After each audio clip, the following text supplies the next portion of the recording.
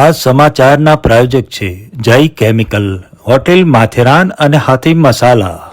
બ્રહ્મક્ષત્રિય સમાજ સમાચારમાં સર્વે જ્ઞાતિજનોનું હાર્દિક સ્વાગત છે. તમામ જ્ઞાતિજનોને મારા જય શ્રી કૃષ્ણ. હું જગત દેવ્યાની બ્રહ્મક્ષત્રિય સમાજ સમાચારમાં આપણા સમાજના સમાચારો સાથે. તો ચાલો જોઈએ.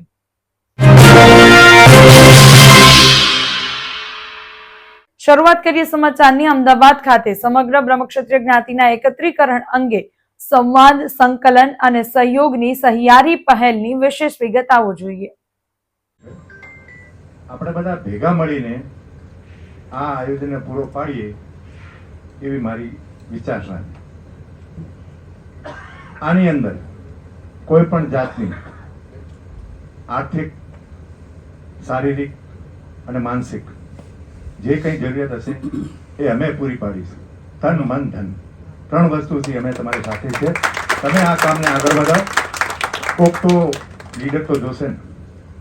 લીડ કર્યા વગર અમે પાછળ છે, કોઈ શંકા નથી, પણ એઝ એ લીડર તરીકે અમે તમને આગેવાન કરીએ.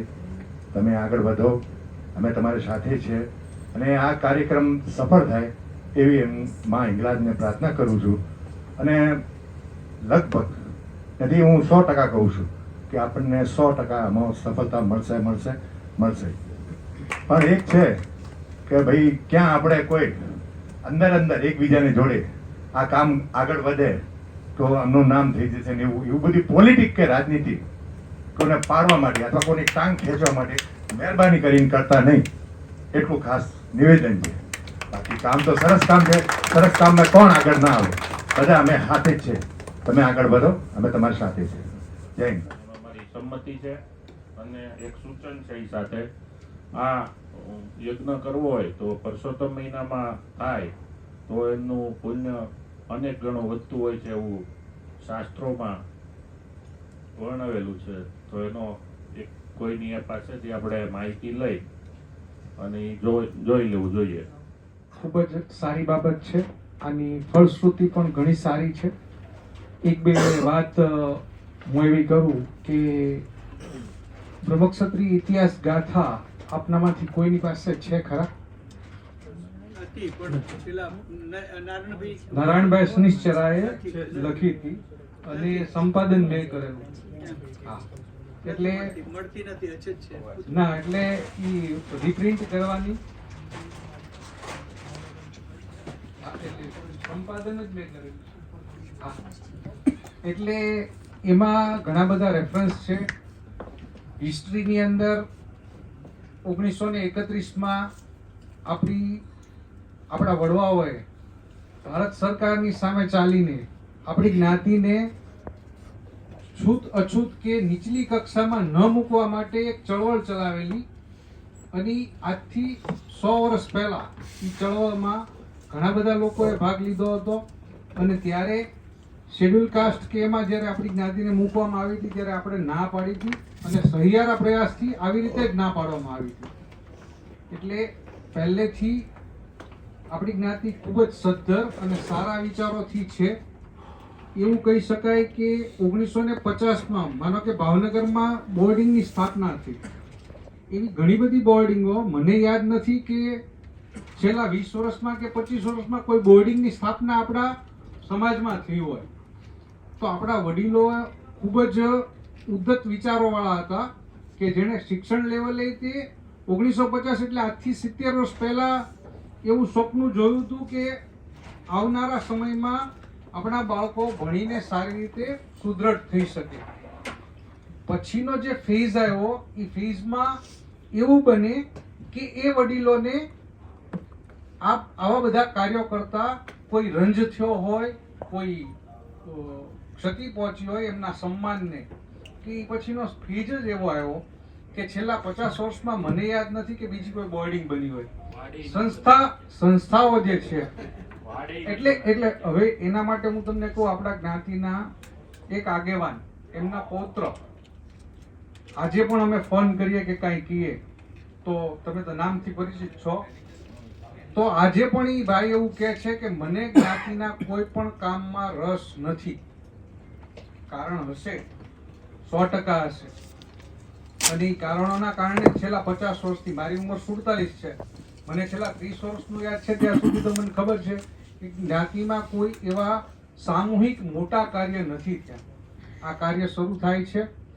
આમાં એક મારો સુઝાવ બહુ મહત્વનો, આપણે એક એવું સ્ટ્રક્ચર કે ટ્રસ્ટ બનાવી લેવું જોઈએ જેની અંદર આ કામ આપણે કરી શકીએ. એ જ ટ્રસ્ટ આવતા સમયમાં મા હિંગળાજનું એક એવું મંદિર બનાવે અને એમાં પણ એવી એક વ્યવસ્થા ગોઠવાય કે જે લોકો બલુચિસ્તાન જઈને હિંગળાજ માતાજીના દર્શન કરવા જઈ શકે એની એક વ્યવસ્થા અને એક સરકારની સાથેની એક એસઓપી બનાવી આપે કે જેને જવું હોય એ જઈ શકે.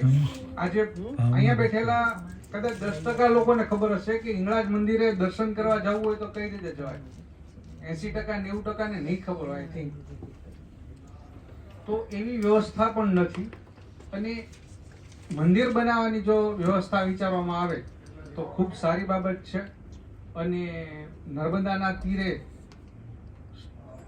ફંડામેન્ટલ પ્લસ આપણને ફાઇનાન્સમાં પણ એવો બેનિફિટ મળે કે ત્યાં મોટી જગ્યા પણ લઈ શકીએ.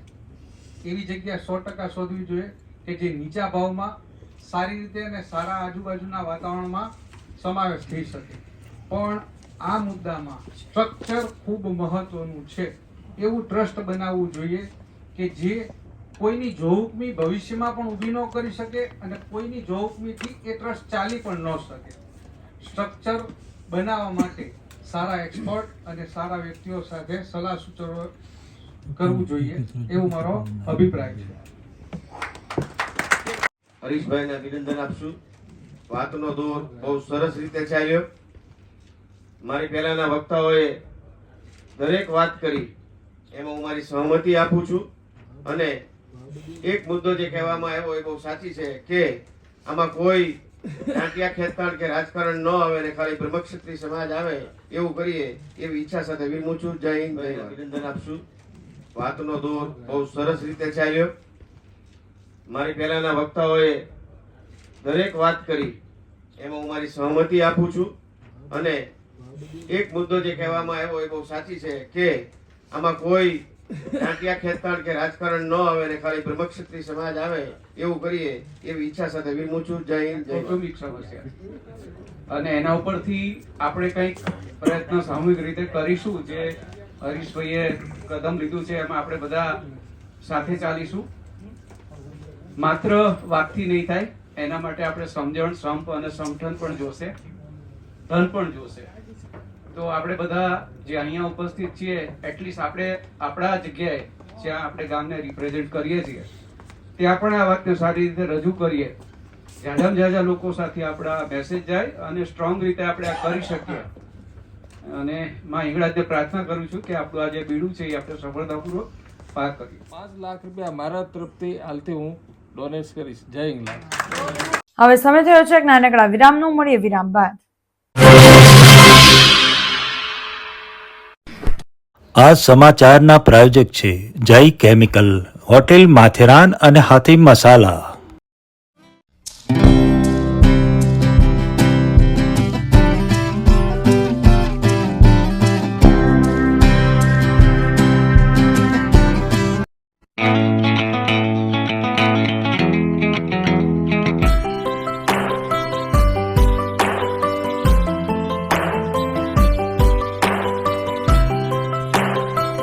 ये पार्टी मेरे फर्स्ट आने की होती। आखिरी मसाला टेस्ट के हर एग्जाम में फर्स्ट आती और तुम सब के लिए जो कल का बचा हुआ खाना मंगवाया है उसमें भी टेस्ट डाल देती है। सेक्रेटरी सर, मेरा चेक आ गया। चेक तो आपका बेटा ले गया। ऑल इन वन मसाला, आखिरी मसाला, बोरिंग खाने का दी एंड।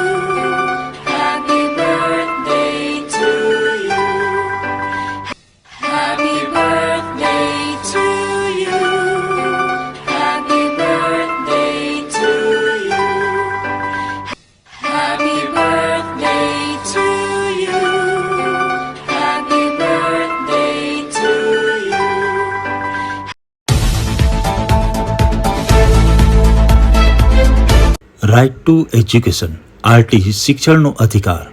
ફોર્મ ભરવાની તારીખ 4/4/2026 રોજ શરૂ થશે. ફોર્મ ભરવાની છેલ્લી તારીખ 17/4/2026 રહેશે. આ એક્ટ મુજબ ગરીબ બાળકોને જે પ્રાઇવેટ શાળામાં પ્રવેશ મળે તેમાં 1 થી 8 ધોરણ સુધી ફી ભરવાની હોતી નથી તથા પુસ્તકો અને ડ્રેસ ખરીદવા માટે સરકાર દ્વારા અલગથી રકમ બેંક એકાઉન્ટમાં જમા કરવામાં આવે છે. તારીખ 1/6/2026 રોજ ઉંમર 6 વર્ષ પૂરી હોવી જોઈએ તથા 7 વર્ષ પૂરા થયેલા ના હોવા જોઈએ. આવક મર્યાદા ₹6 લાખ સુધીની રહેશે અને ફોર્મ ભરવા માટે નીચે જણાવ્યા મુજબ ડોક્યુમેન્ટ્સ તૈયાર રાખવા. બાળકનો પાસપોર્ટ સાઇઝનો ફોટો, જન્મનો દાખલો, આધાર કાર્ડ, સરનામાના પુરાવા માટે પિતાનું Aadhaar card, light bill, tax bill, ration card, election card, રજિસ્ટ્રીની કચેરીમાં રજિસ્ટર્ડ ભાડા કરાર વગેરેમાંથી કોઈ એક. વાલી અથવા બાળકના બેંક એકાઉન્ટની વિગત તથા બેંકમાં ડેબિટ લિંક કરાવેલ આધાર નંબરની વિગત, પિતાનું પાન કાર્ડ તથા મામલતદારશ્રીનો આવકનો દાખલો, BPL કાર્ડ હોય તો BPL 1 થી 20 અંકની સૂચિમાં આવતા હોવાનો દાખલો, એક જ બાળક હોય અને દીકરી હોય તો આ અંગેનો સક્ષમ અધિકારીનો દાખલો, રિઝર્વ કેટેગરીમાં આવતા હોય તો પિતાનો જાતિનો દાખલો, દિવ્યાંગ બાળક હોય તો તે અંગેનો દાખલો, બાળક આંગણવાડીમાં ભણેલ હોય તેનો દાખલો.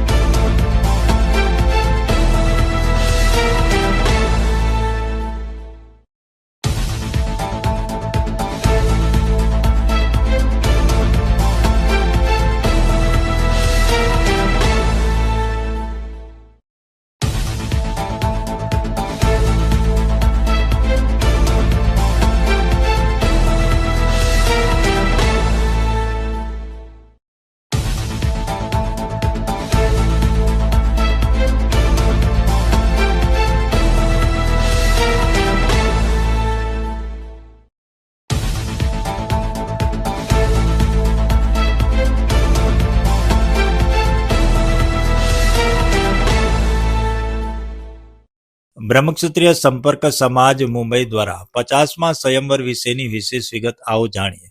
તારીખ 26/1/2026 રોજ 50મા સ્વયંવરના આયોજનમાં 90 યુવક ઉમેદવારની સામે માત્ર 12 યુવતી ઉમેદવારના ફોર્મ આવેલ, જેથી 50મો સ્વયંવર મુલતવી રાખેલ છે, જેની સર્વે જ્ઞાતિબંધુ નોંધ લેશો.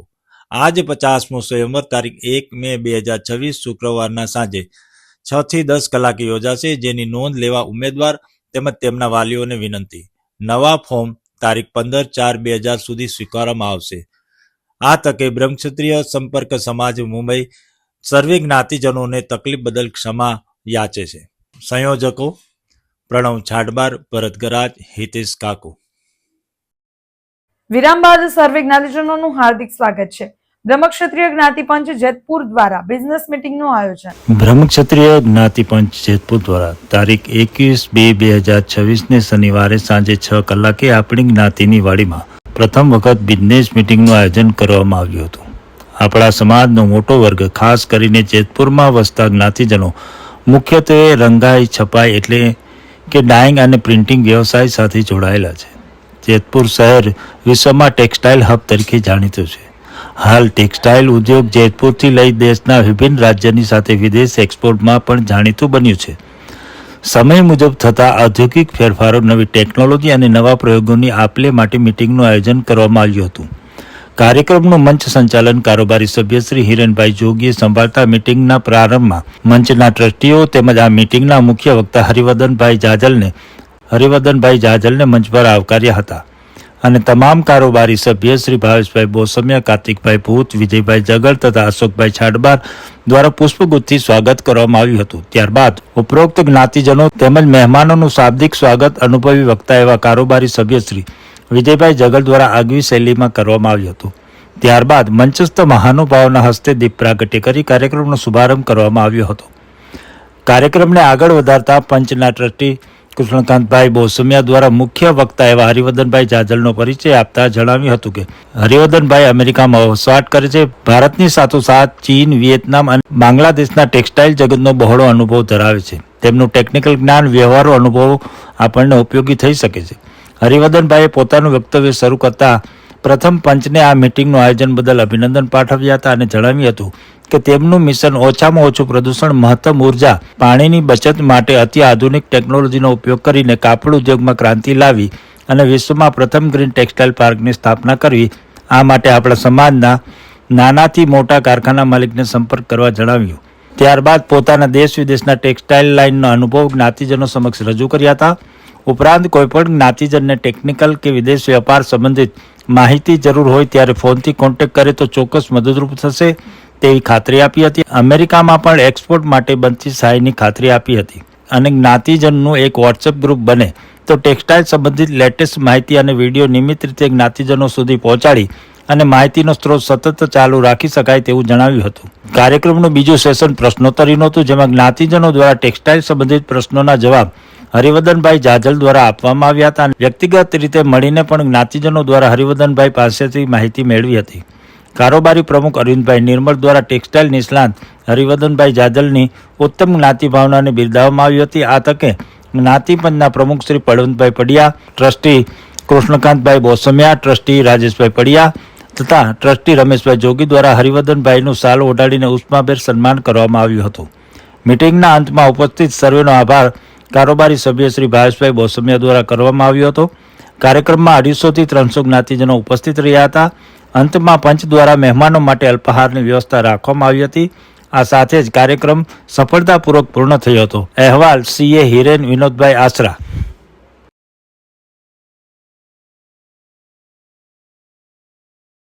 બ્રહ્મક્ષત્રિય મહિલા મંડળ જામનગર દ્વારા મહિલા મંડળની બહેનો માટે ડિનર વિથ ફન પાર્ટીનું આયોજન. જામનગર બ્રહ્મક્ષત્રિય મહિલા મંડળ દ્વારા તારીખ 23/3/2026 રોજ મહિલા મંડળના મેમ્બર્સ માટે ડિનર વિથ ફનનું મારુતિ રેસ્ટોરન્ટમાં આયોજન કરવામાં આવ્યું હતું. તેમાં મેમ્બર્સ માટે લોંગ ઇયરિંગ અને ગાઉન ફ્રોક પહેરીને તૈયાર થઈને ઊભો રહેવાનું આયોજન કર્યું હતું. તેમાં જજની સેવા માટે હિનાબેન પાટલિયા અને વૈશાલીબેન કટારિયા હતા. બધા મેમ્બર્સ માટે વેલકમ ડ્રિંક્સ અને પછી અનલિમિટેડ છોલે ભટુરે, છાશ પાપડ, સલાડ રાખવામાં આવ્યા હતા. લોંગ ઇયરિંગમાં વર્ષા સનિશ્ચરા, પ્રીતિ છાટબાર, મેઘા મામતોરા વિનર થયા હતા. ગાઉન ફ્રોકમાં મીતા ભેડા, અલકા આસરા, પ્રીતિ છાટબાર વિનર થયા હતા. મહિલા મંડળ તરફથી સરપ્રાઇઝ ઇનામો પણ રાખવામાં આવ્યા હતા. છેલ્લે બધાને તંબોલાની ગેમ રમાડવામાં આવી હતી. બધા લોકોએ ખૂબ જ આનંદ કર્યો હતો અને નવા વર્ષની ફી ભરવામાં આવી હતી. પ્રમુખ હેમાબેન લિયા, મંત્રી જલ્પાબેન મચ્છર, ખજાનચી દીપ્તિબેન મામતોરા, કમિટી મેમ્બર ઇલાબેન કેલા, પારુલ મચ્છર, નીપા વલેરા, બીના સનિશ્ચરા, ભક્તિ ભેડા, જયશ્રી મામતોરા, જોલી મરથક, માલતીબેન મામતોરા, કલ્પનાબેન આસરા, હંસાબેન ધાંધા. અહેવાલ જલ્પા મચ્છર.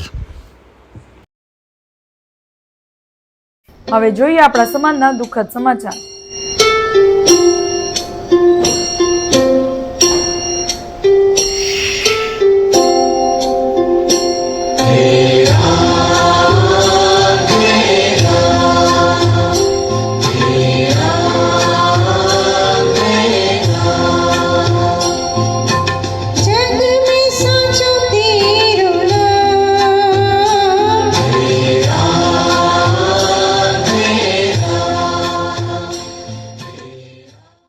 માણસના મોઢામાંથી નીકળેલા શબ્દોનું આયુષ્ય જીવન કરતા પણ વધારે લાંબુ હોય છે.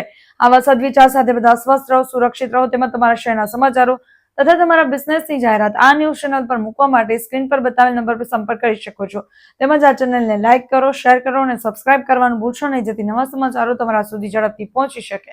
હવે સમય થયો છે વિદાયનો. નવા સમાચારો સાથે ફરી મળીશું. ત્યાં સુધી જોતા રહો બ્રહ્મક્ષત્રિય સમાજ સમાચાર. આપણી વાત આપણા સુધી. નમસ્કાર.